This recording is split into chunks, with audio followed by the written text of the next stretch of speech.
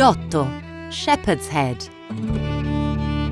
They say that centuries ago, at the end of the 1200s, a famous painter from Florence called Cimabue saw a boy scratching something on a rock with a pointy stone while he was travelling along the road to Bologna. Very intrigued, Cimabue approached the boy.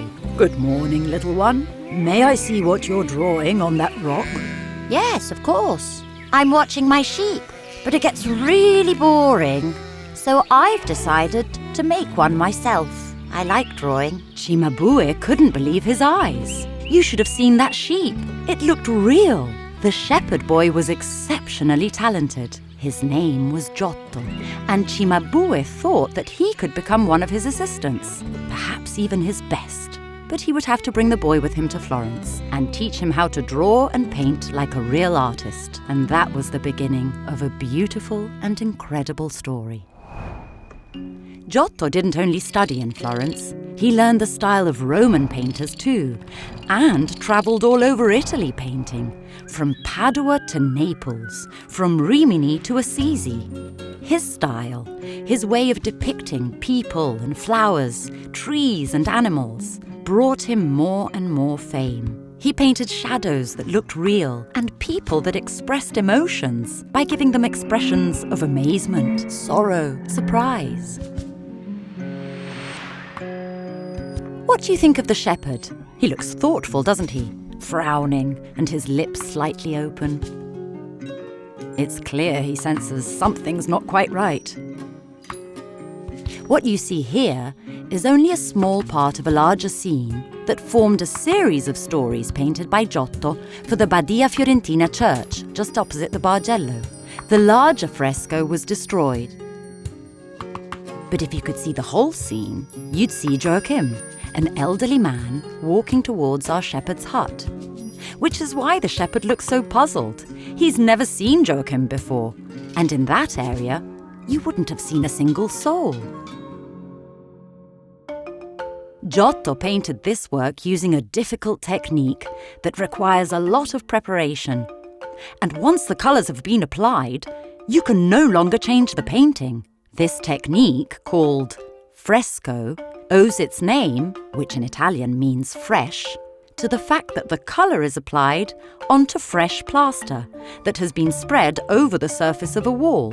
So the mixture of pigments and water is absorbed by the plaster as it dries, and it all becomes one. And the colours? They took ages to prepare, but they looked amazing. Painters used all sorts of natural things. Dried flowers, leaves, insects, and even manure. Yup, animal poop. Artists must have looked like wizards blending their ingredients to make colours. How about we try and make some colours together?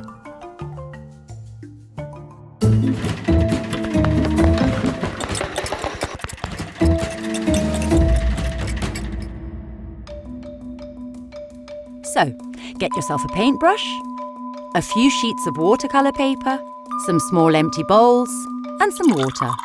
Then follow us. Do you know how they used to make red and brown in the past? With boiled beetroots.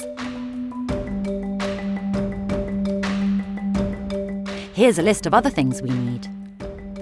A plate, 4 small glass bowls, 1 knife, a teaspoon, lemon juice, white wine vinegar, baking soda powder, a piece of cotton cloth.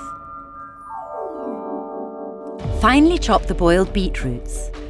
If you have a mixer handy, ask an adult to help you with that. Wrap your chopped beetroots in a cotton cloth. Close the wrap and squeeze with your hands. Collect the dripping beetroot juice in a glass bowl.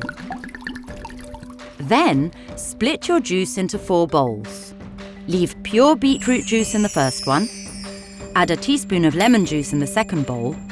It will appear shocking pink once the colours dry. Add a teaspoon of white wine vinegar in the third bowl. It will appear brownish orange once the colours dry.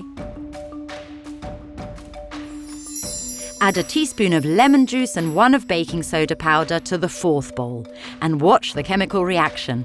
It should turn brown. When the 4 colours are liquid, they look very similar, but once they're dry, you'll clearly see the differences. What about yellow and orange yellow? They were made with saffron powder. This time we'll need saffron powder, a glass of water, a paintbrush, a teaspoon, a few small glass bowls. Put some saffron powder in the first bowl and slowly pour in a little water, stirring with your paintbrush to get an intense yellow. In the other bowls, make lighter yellows by diluting the mixture with more water. If you add more saffron powder instead of water, you'll obtain a more orangey yellow. What about blue, dark green and purple? We'll be using boiled blueberries. We'll need some berries and a plate, a fork, a small saucepan, a piece of cotton cloth, 3 small glass bowls, lemon juice, baking soda powder. To begin with, mash your blueberries with a fork. Pour the blueberry paste into a small saucepan and heat it for a few minutes until it boils. The colour of the paste will be dark purple. Let it cool down for 5 minutes. Pour the blueberry paste onto your cotton cloth and squeeze it. Collect your juice in the first bowl. Then divide your juice into 3 bowls. Leave the content of the first bowl pure, that'll be your blue. Add a teaspoon of baking soda powder to the second bowl. You'll get a dark green. Add a teaspoon of lemon juice to the third bowl. The colour will become purple. You can also enrich your palette of colours by adding more or less water to your bowls to create the hues you like best. You can now make your watercolour painting using your own natural pigments.